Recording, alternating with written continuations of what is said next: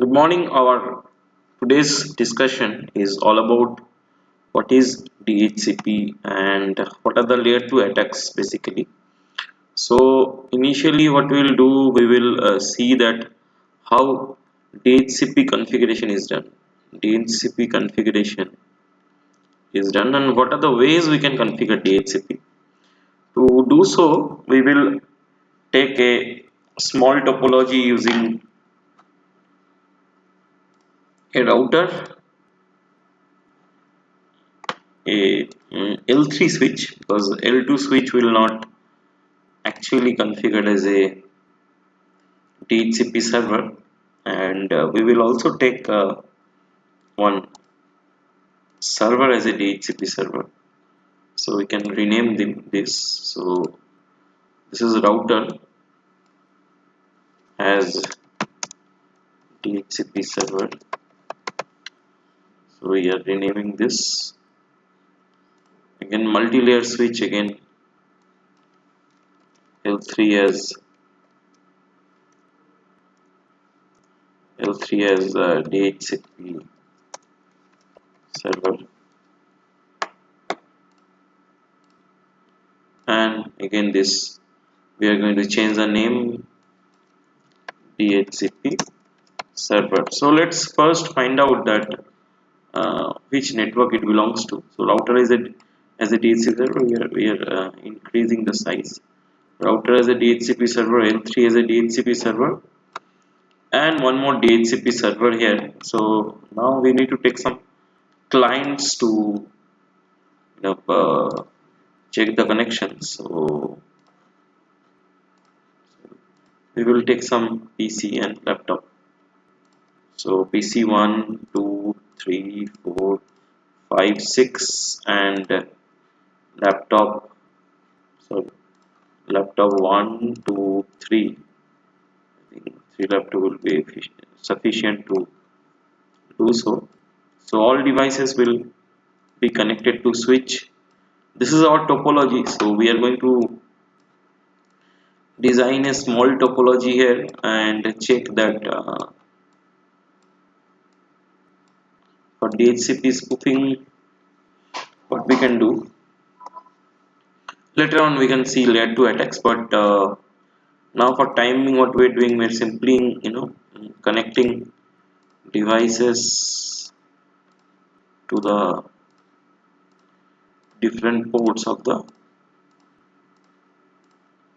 L3 switch, because this is a switch, but additional functionality what this is having layer 3 switch. Now again we are connecting to gigaport 01 to gigaport 01. Now first and foremost, let's configure this as a gateway 192.168.0.1.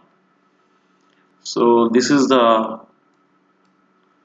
gateway. So we can go to that router and configure that also. IP default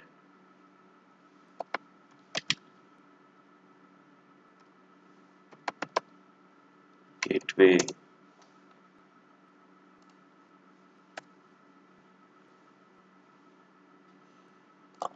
and let's go to DHCP server. Give a static IP as, for example, we can give a last IP, not an issue.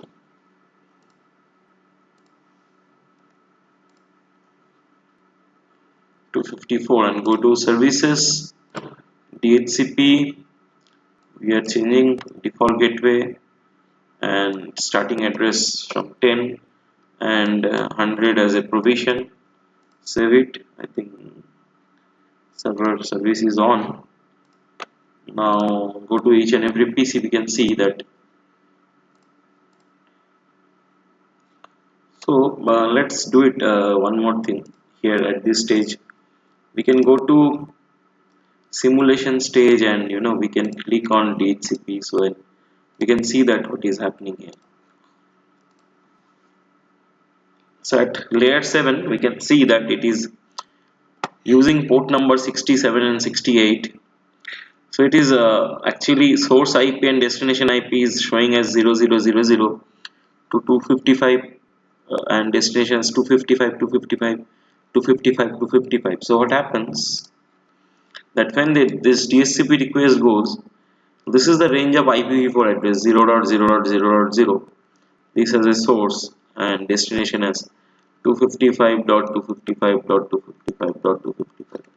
So this IP, the source is 000, means no IP is configured, and destination, this is a global broadcast address. So 255, 255, 255, 255 is a global broadcast. So it is sending a, it is broadcasting a request, DHCP request, and it is asking for IP address in any range of this particular 0.0.0.0 to 255, 255, 255.255. So as a whole, this is the range of any DHCP server. So it will take IP address in this particular range. So this is going to do a broadcast. So you can see that destination MAC also FFFF. So this is my outbound protocol data unit at IP layer, at MAC layer also. So DHCP, there is nothing happening here because it is initiated the packet. So let's do one thing. Let's capture and forward.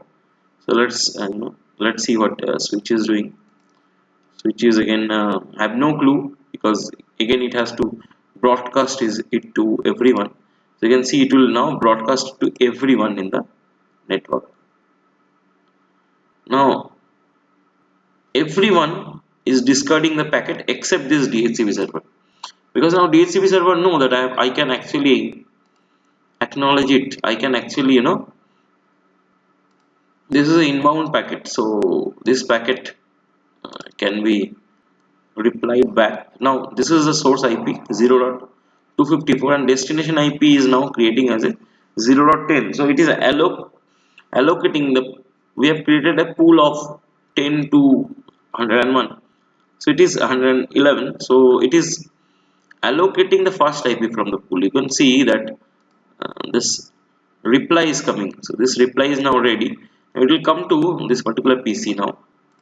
You can see this particular reply is coming. You can see that this reply is there. The destination IP, which is this destination IP, this is reverse address resolution protocol. So destination IP means this IP will be allocated to this particular PC. So you can see inbound and outbound. Okay, that target MAC is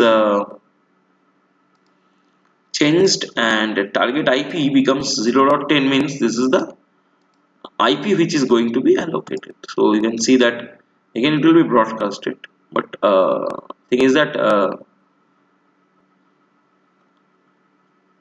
the this PC got 0.10, sorry. Now similarly everyone in the network will get a IP address in this particular fashion, 11, then 12, then 13. At this juncture we'll stop and see what we can do. We can configure router as a DHCP server as well. So let's go to CLI mode and IP DHCP pool. We can create a LAN pool. Then IP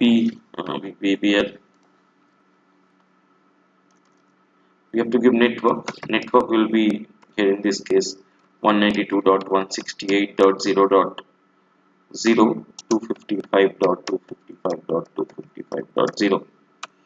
Then there are a few more options. DNS server will not do.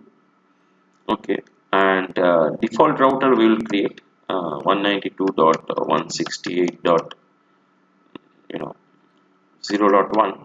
Then IP DHCP excluded address, we will be excluding 192.168.0.1 to 192.168.0.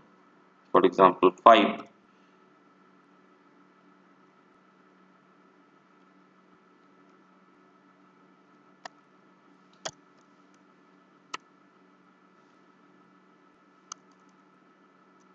and 254 also need to be excluded. So if we see show run, this is what the excluded address is 125 and 254, and now this router has become a DHCP server. And similarly we can do it here also. IP DHCP pool SWLAN. I'm changing a name. That's it. Or else the configuration will be same as it is. So copy and let me paste it here. Then again these two command,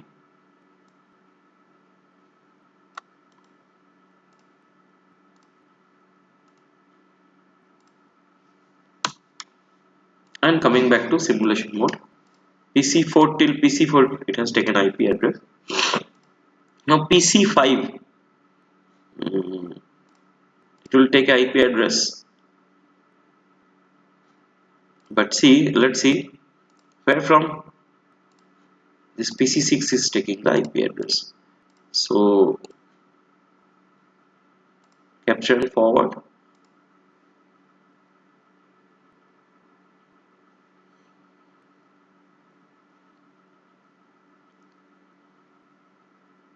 The response is actually coming from the DHCP server. Rest all are also means acting as a DHCP server, but server is actually responding back as a DHCP server, and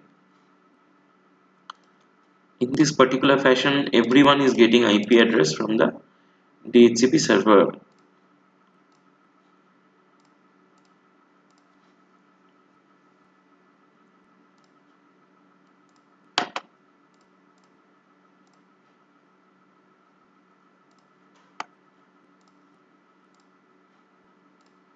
Now let me do one thing. Let me take one server and one PC, or rather this server. Let's see, this is a server which is a attack server, and let's configure. I'm giving IP address 192.168.0.0.2 subnet mask, and giving IP address as 0.1.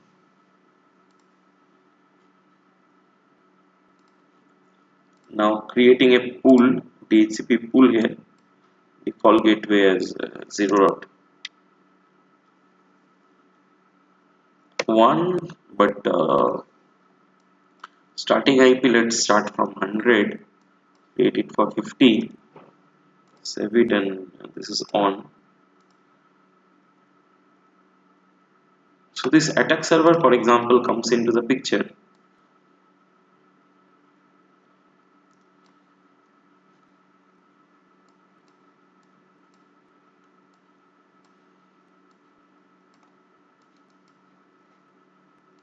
So for example, now what I'm doing, I'm just keeping the attack server next to DHCP server, and now what I'm doing, I'm just connecting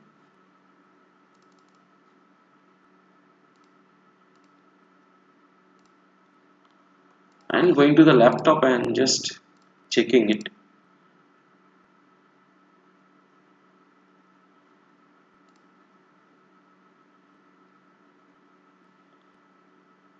So to get my attack more successful, let me take one laptop again.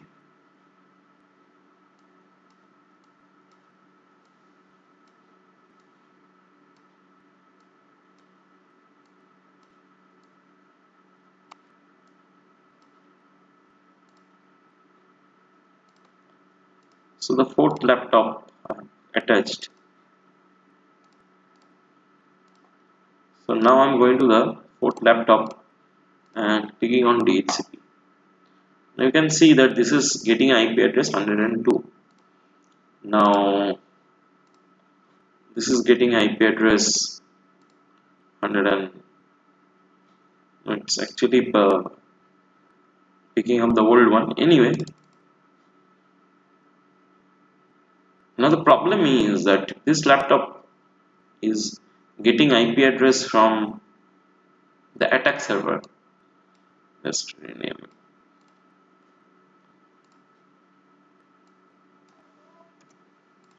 So name is attack DHCP. I'm just changing it. So what it is doing, this attack DHCP is the one who actually wants to distribute their IP address. Now everyone will actually get to know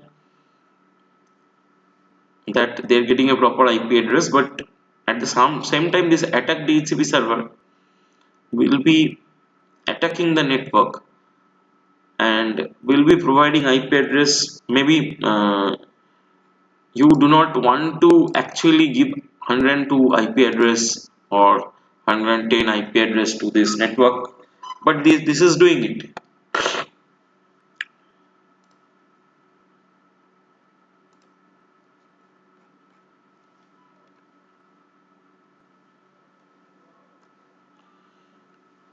So here is our discussion securing the campus infrastructure, that we need to find out, identify different types of threats, and we need to find out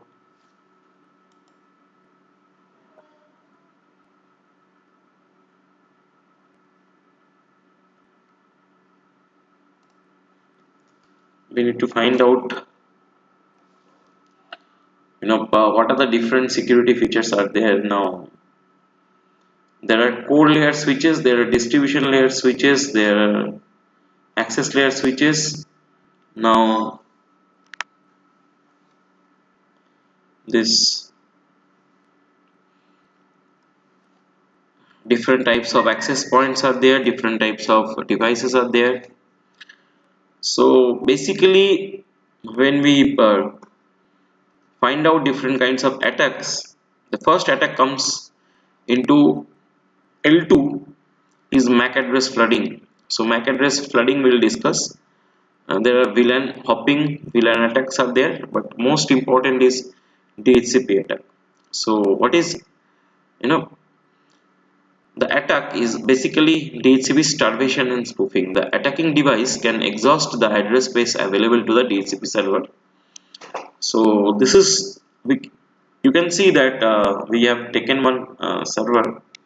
So this particular attack DHCP server is actually working as man in the middle attack. So we have ERP spoofing, MAC spoofing, but other than that, this is a huge issue in network which is called DHCP starvation and DHCP spoofing.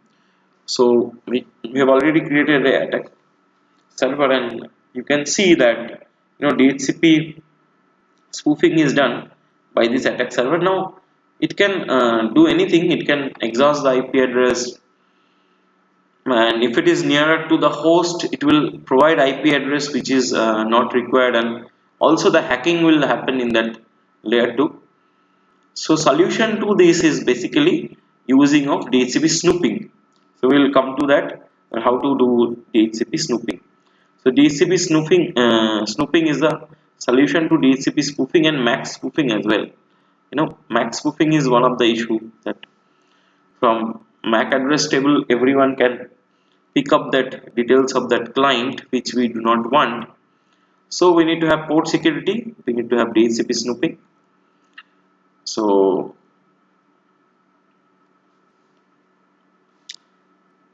let's understand a MAC layer attack. So what happens that attacker floods that CAM table entry, and due to this there is a ambiguity in the MAC table, and as a solution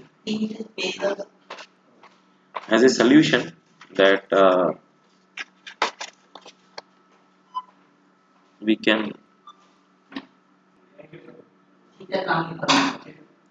have this MAC table issues.